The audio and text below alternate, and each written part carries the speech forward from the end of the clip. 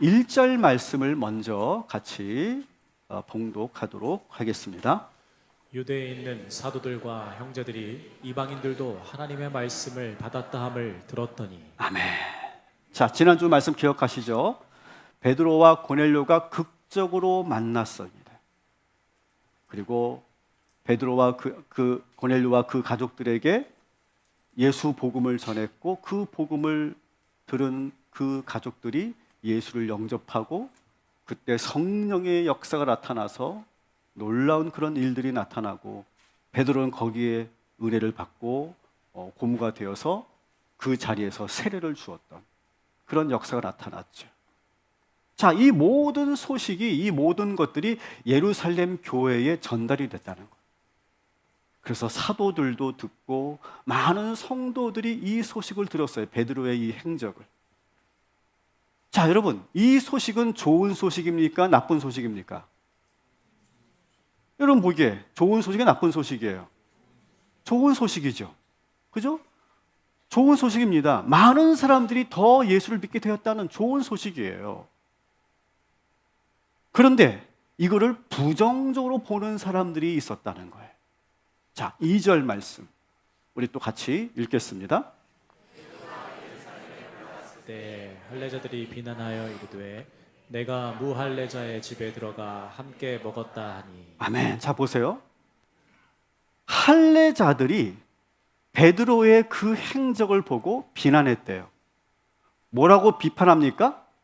무할례자들, 다시 말하면 이방인들의 집에 들어가서 밥을 먹었다, 이렇게 비판했다는 거예요. 자, 그러면 우리가 먼저 볼게요. 이 할례자들이 과연 누굴까? 이 할례자들. 이걸 알아야 우리가 좀 더 성경을 풍성하게 볼 수 있잖아요. 자, 이 할례자들은 누구냐 하면 제가 사도행전을 시작하면서 예루살렘 교회는 크게 두 그룹으로 구성되어 있다, 이렇게 말씀드렸죠. 그죠? 두 그룹으로. 처음 들으시는 것 같은 표정이신, 너무 천진난만한 표정을 갖고 계셔가지고 제가 당황스러운데, 두 그룹으로 나눠져 있죠. 첫 번째 그룹이, 따라합시다, 유대 그리스도인들. 두 번째 그룹이 헬라 그리스도인들. 다시 한번 볼게요. 자, 유대 그리스도인은 어떤 사람들이냐? 한 번도 유대 땅을 벗어나지 않고 계속해서 그 땅에 거주하며 살던 사람들. 그리고 그들은 주로 아람어를 사용했죠. 아람어. 예수님도 아람어를 썼습니다. 주로 아람어를 사용했고, 그들은 성전 중심의 신앙생활을 했습니다. 여러분, 여전히 유대인들하고 달라요. 유대 그리스도인하고 유대인들은 다른 겁니다. 유대인이었다가 그리스도인이 된 사람들을 말하는 거예요. 그럼에도 불구하고 여전히 성전 중심의 신앙을 중요하게 여겼고, 여전히 율법을 엄격하게 지키면서 신앙생활을 했던 사람들. 근데 그들 중에는 더 엄격하게 율법을 지키기 위해서 할례를 강조하는 사람들이었어요. 이들을 소위 뭐라고 하냐면 할례파라고 말합니다. 오늘 말씀에 나오는 할례자들, 이렇게 말하는 거예요. 유대 그리스도인들이 다 할례파는 아니었어. 근데 그 유대 그리스도들 가운데 더 보수적인 사람들, 그러니까 율법을 지키는 건 당연하고 그 율법에 있는 할례까지도 받아야 된다. 그래서 여러분, 우리가 그 바울 서신을 여러분 읽을 때, 바울 서신에서 여러 가지 교회에 여러 가지 일들이 일어나잖아요. 그 모든 일들이 자꾸 일어나게 만드는 그 주 그룹들이 바로 요 사람들이에요. 바로 이 할례파 그리스도인들. 이 사람들은 뭘 주장하냐면, 이방인들이 예수 믿는 거 오케이, 인정하겠다. 그런데 너희들도 할례 받아야 돼, 이걸 주장하는 거예요. 할례 안 받으면 너희 구원받지 못한 거야, 이런 식으로 주장하는 아주 보수적인 사람들이 바로 이 할례자들입니다. 반면에 이 헬라 그리스도인들은 해외에 거주하다가 다시 여러 가지 그런 개인적인 사정에 의해서 고국으로 돌아와서 다시 살고 있는 사람들. 이들은 해외에서 살았기 때문에 헬라어가 더 익숙하죠. 그죠? 그리고 그들은 해외에서 살았기 때문에 그들은 성전에 가보지 못했기 때문에 회당 중심으로 신앙생활했던 사람들입니다. 그래서 여전히 회당 중심의 신앙 전통이 강하고요. 이들도 여전히 유대인입니다. 헬라 그리스도인들도 유대인이에요. 유대인인데 여전히 그들은 헬라 문화에 익숙해요. 외국에 살았기 때문에. 그래서 이들은 외국에 살았기 때문에 이 이방인들에 대해서 좀 열린 태도를 가지고 있습니다. 자, 여기서 이 할례자들이라고 하는 것은 바로 유대 그리스도인들 중에서도 더 보수적인 입장을 가진 사람들. 그래서 그들은 율법을 철저하게 지켜야 된다 이렇게 생각하기 때문에 이방인들하고 밥을 먹는 거, 가까이 하는 거, 말을 섞는 거 있을 수 없다 이렇게 생각하는 사람들이에요. 근데 이 베드로가 뭘 했다는 거예요? 가이사랴에 가서 그 로마 사람 고넬료의 집에 가서 거기서 예수 복음을 전하고 거기서 세례를 베풀고 거기서 묵으면서 같이 그 이방인들과 밥을 먹었다? 이 할례자들의 입장에서는 도무지 있을 수 없는 일이었던 거예요. 그래서 이들이 직접적으로 이 베드로에게 비판하고 있는 거예요. 지금까지 베드로 사도의 권위에 이렇게 직접적으로 도전한 적은 거의 없었던 것 같아요. 그리고 이 사건으로 인해서 나머지 다른 성도들도 되게 혼란스러워졌어요. 과연 다른 이방인들도 구원을 받을 수 있는 것인가? 이방인들에게도 우리가 복음을 전해야 하는가? 이 문제를 가지고 성도들이 서로가 이제 이야기를 하고 있는데 이것이 합의가 되지 않는 거예요. 유대 그리스도인들은 여전히 이방인들은 당연히 안 된다라고 주장을 했고 헬라 그리스도인들은 왜 안 되냐? 이방인들도 다 하나님께서 사랑하시는 그런 민족들인데 그들에게도 우리는 복음을 전해야 된다라고 베드로의 입장을 지지합니다. 자, 문제는 나머지 그 12명의 사도들 가운데서 의견이 갈리고 있어요. 그러면서 다시 한번 이 교회가 이 문제를 가지고 이방인 선교의 문제를 가지고 지금 막 팽팽하게 의견을 대립하면서 큰 어려움이 찾아오게 됩니다. 이런 상황에서 과연 최고의 지도자, 이 예루살렘 교회 최고 지도자 베드로는 어떻게 이 문제를 해결했을까라고 하는 것을 우리가 오늘 이 시간 보려고 하는 거예요. 여러분 한번 베드로의 입장을 한번 생각해 봅시다. 여러분 베드로의 입장에서 본다면 지금 이 할례자들의 이 비판이 어땠을까요? 좀 서운해요. 여러분 보세요. 베드로가 지금 루따에 가서 복음을 전하고 요바로 가서 복음을 전하고 열심히 지금 하나님의 복음을 전하고 저 전도자로서 사역을 열심히 하고 있었어요. 그래서 고넬료까지 만나게 된 거예요. 가이사랴까지 가서. 자, 그런데 지금 할례자들은 그 모든 수고와 그 모든 노력은 다 보지 않고 뭐만 보고 있어요? 한번 이렇게 옆 사람하고 이렇게 한번 귓속말로 해봅시다. 베드로가 밥 먹었다며? 이거 수근수근 거리는 거예요. 야, 베드로가 이방인하고 밥은 먹었대. 다른 건 다 보지 않고 그것만 보고 있는 거예요. 그 할례자들이. 여러분 베드로 입장에서 얼마나 서운하겠냐고요. 여러분 제가 정말 열심히 목회를 하고 있습니다. 열심히 제가 사역을 하는데 여러분들이 저를 기억할 때 저 목사님 어제 새벽 예배 안 나왔다며? 새벽 예배 안 나왔대. 그것만 가지고 저를 평가한다고 생각해 보세요. 저는 그러면 억울할까요? 억울할까요? 대단히 억울하겠죠. 막 입술이 떨리네 지금 억울해가지고. 그렇지 않겠어요 여러분? 베드로의 입장에서. 아니 밥 먹은 거 그거 하나 가지고 내가 지금까지 해온 그 모든 거기서 막 요바에서 막 다비다를 곧 죽었던 그 다비다를 살리고 말이지 막 그 놀라운 그런 역사들이 나타났던 것은 아무도 보지 않고 밥 먹은 것만 보고 있어요 지금 이 할례자들이. 이랬을 때 이 베드로가 어떻게 했을까? 여러분이 베드로는 어떻게 했겠어요? 빈정상했겠죠. 그래 마음대로 하라고 해. 지들이 뭘 안 한, 아유 나 저런 놈들하고 나 상종도 하기 싫어. 아마 그랬을 거예요. 근데 베드로는 어떻게 했냐는 거예요. 여러분 부정적으로 보는 것도 습관이더라고요. 습관이에요, 습관. 왜 그것만 보죠? 밥 먹은 것만 보죠, 왜? 베드로의 했던 모든 행적은 보지 않고 밥 먹은 것만 보는 거예요.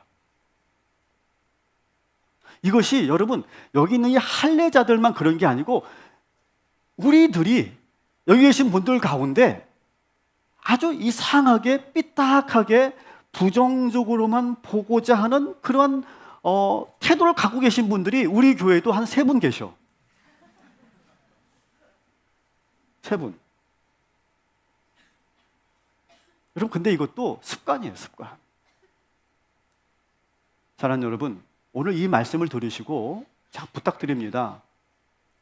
긍정적으로 보시기를 주님의 이름으로 축원합니다. 여러분, 가정에서도 그렇고요, 교회에서도 그렇고요, 여러분 직장에서도 그렇고요. 이 할례파 사람들처럼 부정적인 것만 보지 마시고 긍정적인 것을 볼 수 있는 그런 눈이 떠지게 되기를 주님의 이름으로 축원합니다. 하지만 여기서 중요한 것은 베드로가 어떻게 대처했는가라고 하는 거예요. 자, 베드로 어떻게 했습니까? 긴급하게 전체 회의를 소집합니다. 예루살렘 교회 모든 성도들이 모이는 전체 회의를 소집해요. 소위 총회라고 합시다. 총회. 뭐 우리 교회로 보면 당회라고 말할 수 있겠죠. 당회, 긴급 당회를 소집합니다. 그리고 어떻게 했느냐?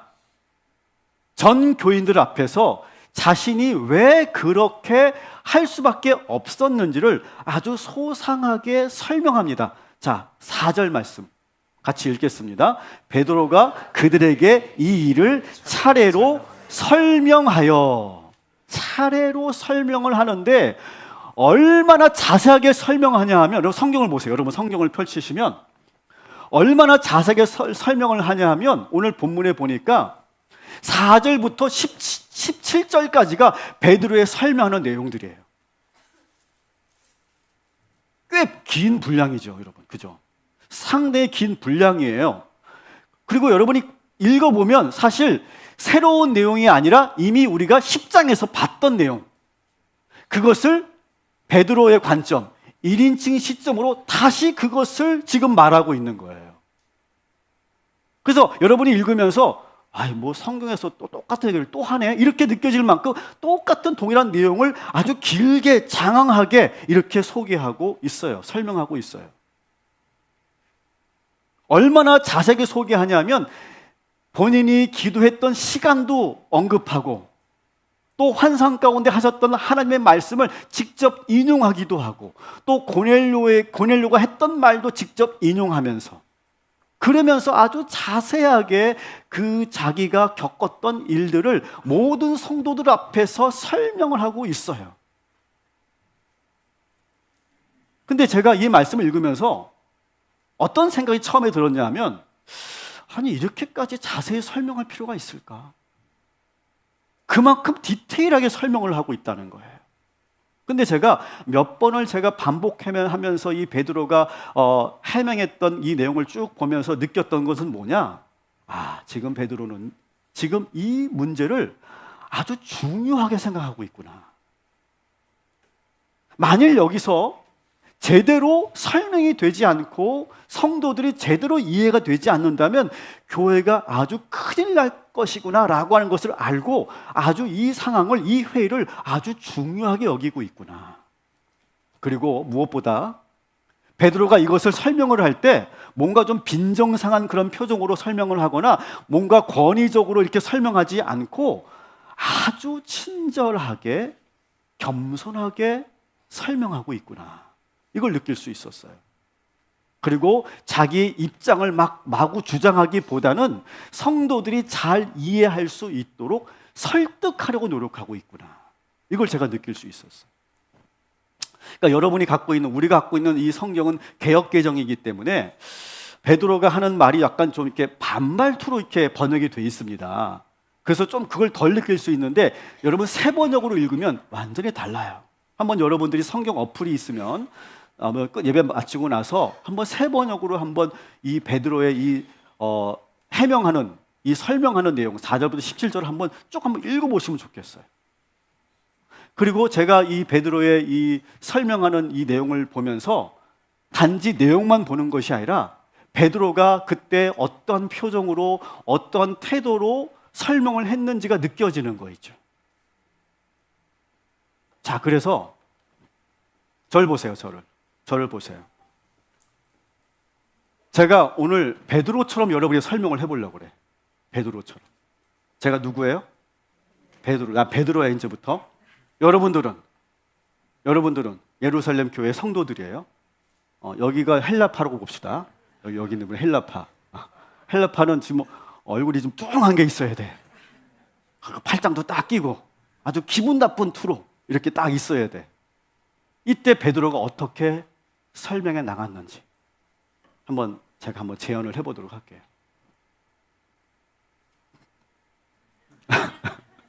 비겠어.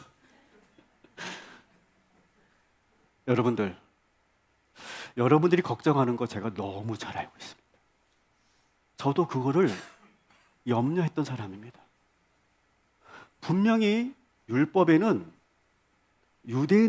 이방인들하고 밥을 먹어서도 안 된다고 분명히 명시되어 있기 때문에 저도 그걸 고민했던 사람입니다.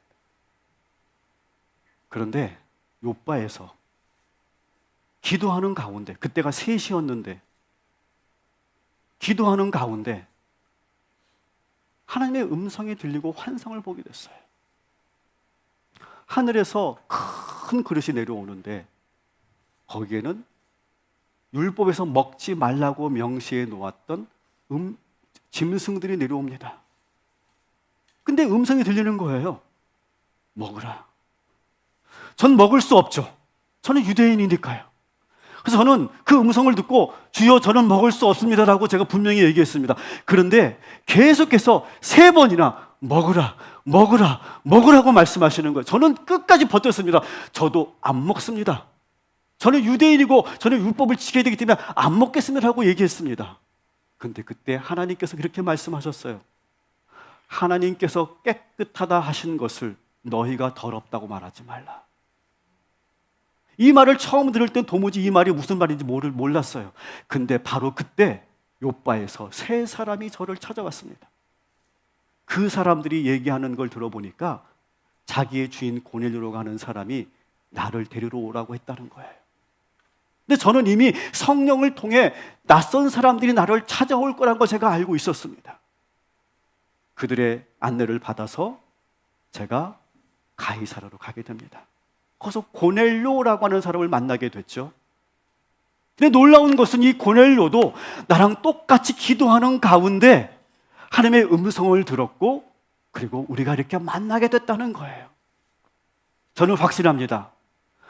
고넬료와 제가 만난 것은 우연이 아니라 하나님께서 만나게 하신 거구나. 그런 왠지 모르는 감동을 느꼈고 그리고 그 가족들과 함께 있을 때 제가 한번 시험을 해봤습니다. 저들이 과연 내가 전하는 이 복음을 믿을 수 있는지 제가 그래서 예수 복음을 전했는데 놀라운 것은 그들이 그 말씀을 스폰지처럼 빨아들이는 겁니다. 모든 것을 온전히 믿고 그들의 표정을 보면 아마 여러분 정말 저와 똑같은 감정이 있었을 겁니다. 아니 어떻게 이방인들이 이렇게 복음을 듣고 이렇게 받아들일 수 있지? 근데 바로 그때 성령께서 역사하셨어요. 성령의 역사하시는데 여러분도 체험하셨죠? 마가의 다락방에서 우리가 만났던 성령의 역사. 강한 바람이 불어오고 뜨거운 그런 가슴에 뜨거운 불이 생기고 그 안에서 방언이 터지고 많은 각종 은사들이 나타났던 그때 여러분 그 체험을 여러분 기억하시죠? 바로 그 집에서도 똑같은 일이 일어난 겁니다. 제가 그걸 보고 어떻게 부정할 수 있겠습니까? 저도 모르게 가슴이 뜨거워져서 그 모든 사람들에게 세례를 베풀게 됐습니다. 여러분들이 우려하는 거 너무 잘 알고 있지만 저는 분명히 봤습니다. 하나님께서 분명히 말씀하셨습니다. 분명히 성령께서 역사하셨습니다. 그러면서 17절에 이렇게 마무리를 짓고 있죠. 우리 한번 17절 같이 읽겠습니다. 그러므로 하나님께서는 우리가 주 예수 그리스도를 믿을 때에 우리에게 주신 것과 같은 선물을 그들에게 주셨는데 내가 누구이기에 감히 하나님을 거역할 수 있겠습니까? 아멘. 이렇게 끝을 맺어요. 자, 제가 베드로처럼 설명을 해봤는데 여러분 설득력이 있었습니까? 없었습니까? 있었습니까? 베드로는 저보다 더 진정성을 가지고 더 진실하게 더 겸손하게 설명했을 거예요. 저는 아마 거기에 반의 반반도 저는 따라가지 못하겠죠. 여러분, 베드로가 많은 그런 성도들한테 설명을 할 때 내용만 전한 게 아니에요. 베드로는 그 내용을 설명할 때 따라합시다. 태도, 표정, 목소리, 이것을 진정성 있게 보여줬어요. 제가 언젠가 한번 이 내용을 소개한 적이 있는데 멜라비언이라고 하는 사람이 있습니다. 의사소통 전문가입니다. 커뮤니케이션 학자라고 말하기도 하죠. 이 멜라비언이 아주 중요한 법칙을 하나 발견하게 되는데 이것은 뭐냐? 사람과 사람의 의사소통을 할 때 우리는 내용이 중요하다고 생각하는데 내용보다 더 중요한 것이 있다. 비언어적 요소가 더 있다라는 거예요. 그러니까 우리는 내용이 중요하다고 생각해요. 서로가 소통을 할 때. 근데 내용은 그렇게 중요하지 않다는 거예요. 그 사람의 목소리, 억양, 톤 이게 중요하다는 거예요. 더 중요한 건 뭐예요? 그 사람의 표정, 제스처 이게 중요하다는 거예요.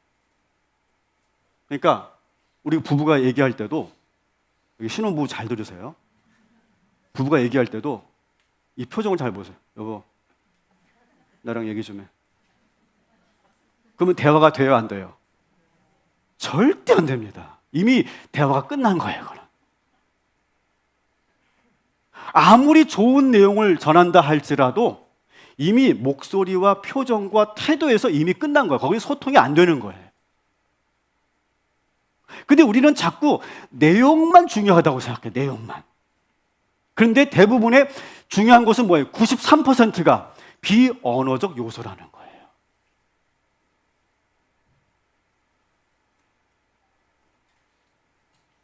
여러분, 현대 리더십에서 리더의 첫 번째 조건을 뭘로 보고 있느냐? 그전에는 카리스마, 리더의 능력, 그런 걸 되게 중요하게 봤는데, 현대 리더십에서 가장 중요한 첫 번째 덕목은 뭐냐? 의사소통의 능력입니다. 의사소통의 능력. 리더로서 과연 대중들에게 얼마나 자신의 비전과 자신의 뜻을 설득력 있게 전달하느냐, 그래서 그것을 얼마나 이해시키고 그들이 따라오게 하느냐, 의사소통의 능력이 가장 중요하다 이렇게 말합니다. 일방적으로 명령하지 않고 그 팔로우들이 갖고 있는 다른 의견을 잘 불편하지 않도록 협의하면서 대화하면서 차분하게 잘 설득해 나가는 능력, 그것이 중요하다는 거예요. 그래서 바람직한 방향으로 리더가 원하는 방향으로 이끌고 가는 능력, 그것이 바로 의사소통 능력이죠.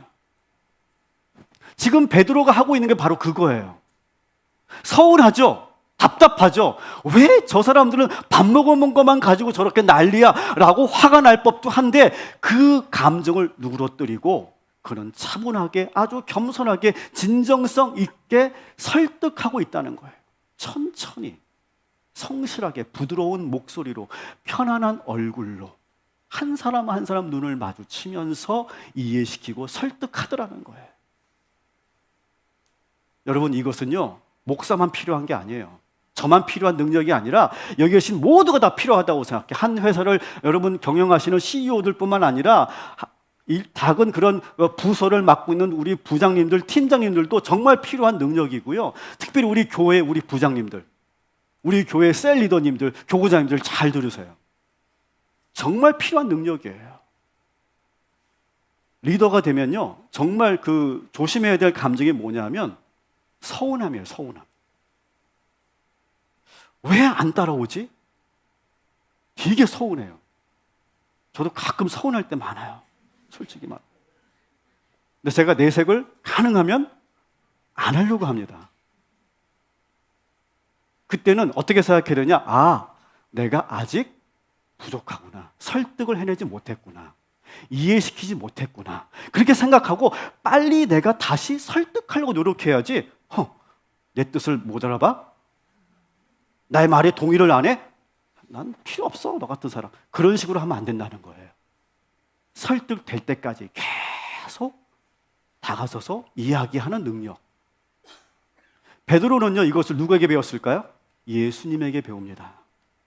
예수님과 이 제자들이 3년 동안 했던 게 뭐예요? 계속 밥 먹고 대화하고 밥 먹고 대화하고 밥 먹고 대화하고 계속 이야기 나누는 거예요. 그러니까 여러분, 예수님과 소크라테스의 차이가 뭔지 아십니까? 소크라테스는요, 자, 수업 시작하자라고 수업하고 계속 철학이란 뭐고 막 얘기하다가 자, 끝났다 집에 가라 이렇게 하는 건데요. 예수님의 그 리더십이 뭡니까? 공부하고 또 같이 자고 같이 밥 먹고 또 같이 대화하고 계속하면서 일상생활 속에서 그 예수님의 마인드가 그대로 옮겨지도록 하는 것이 예수님의 리더십이거든요. 이게 다른 소크라테스와 같은 그런 철학자들과 완전히 다른 그런 개념이에요. 그래서 베드로는요, 예수님을 통해서 대화하는 법, 그리고 소통하는 법, 그리고 서운하지만 그것을 그 감정을 잘 추스리면서 오히려 섬기는 마음으로 잘 이해시키는 그 능력을